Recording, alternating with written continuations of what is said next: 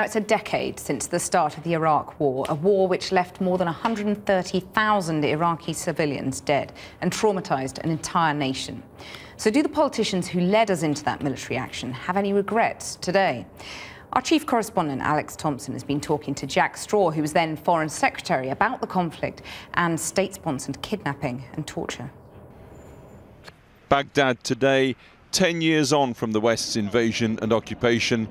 Another bomb attack, another 22 Iraqi lives ended.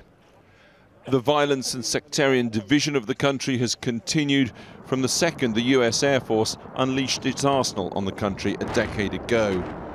The British Army ending up somewhat sidelined in the south, derided by the Americans, the Iraqi militias there undefeated. And from the post-9/11 world of Iraqi and Afghan invasions, the era of the West kidnapping and torturing people in distant countries, the era of rendition. One such victim, Abdul Hakim Belhaj, says he was kidnapped and tortured under British control and now wants an apology. From this man, the former Foreign Secretary, Jack Straw. Many in Britain want an apology too for his part in taking Britain into a war for reasons which did not exist. This morning, I spoke to him about WMD, the dodgy dossier, torture and kidnapping. But first, the simple notion that 10 years on, Iraq is a mess. I don't accept that. I certainly accept that the post-military invasion period went very badly wrong, and there were reasons for that. And there has been a level of bloodshed, certainly in the first few years after the invasion, which was just terrible.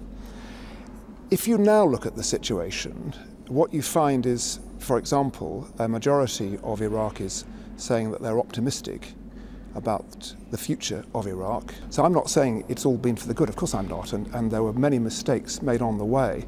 I made my decision 10 years ago, and I stand by it. Was the war right?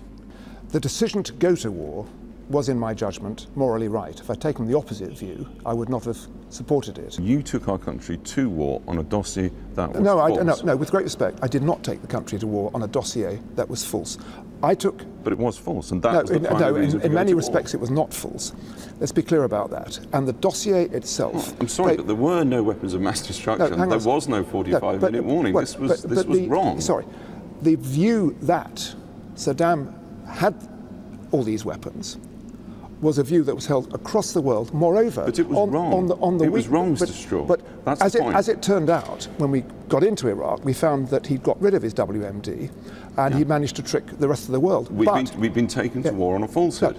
I just want you to accept that simple. No, I'm not accepting that. I'm sorry, we got it wrong. Why won't you say that? Well, I deeply regret the fact. Why won't you say sorry? Well, hang on a second. And of course, I'm sorry about the loss of life. But what I'm not going to do is to try and wriggle out of my responsibility for making that decision at the time.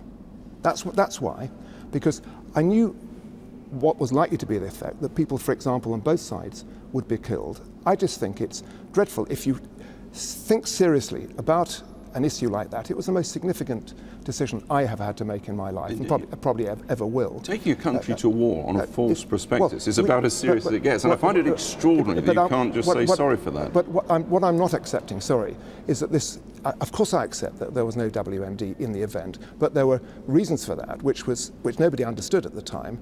No one, not Germany, not France, who also had the same belief as us about the threat that was posed, but had come to a different view about whether you needed more months to allow Saddam to comply. That was the argument in the Security Council.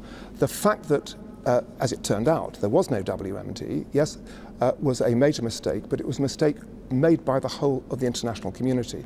Do you have any regrets about Britain being sucked into this process of rendition, which is a politician's word for kidnapping and torturing people? Well, there is, at the moment, as you'll be aware, there is a legal action taking place of which I'm a defendant. And as far as I'm concerned, I've always was and always would be scrupulous in ensuring that any actions I took were consistent with my legal duties. I'd like to be able to say a lot more about this, and I will do at an appropriate stage, but precisely because I'm a defendant in this action, you'll understand that I can't say any more at the moment. You're talking about the Belhaj case? I'm talking about the Belhaj case. You can get yourself off that by saying sorry again and giving them £100. With great respect, what I'm not going to do, I'd be delighted to say a great deal about this, but I'm not certainly going to take part in the legal proceedings by way of the agency of a television interview. But we can talk more widely, can we not? And it seems extraordinary to even have to ask this question of a former Foreign Secretary and Home Secretary, but is the kidnapping and torturing of people by nation states wrong? Well, of course it's wrong, and we had no part in that. Of course it is wrong. Are you sure we had no part in it? Absolutely. It is wrong. It's absolutely wrong for any of that to have happened. And you're sure that the UK government had no part in it? That's what you just said. Well, I'm absolutely sure that I had no part in this. Let us be clear about this. That's a different thing. Okay. Right. And there is going to be a full-scale judicial-led inquiry on the wider issues. But it therefore follows that you may well think that the British government more generally might have been involved by virtue of what you just said. I'm not getting into further conversation, if you don't mind, over that aspect. I understand.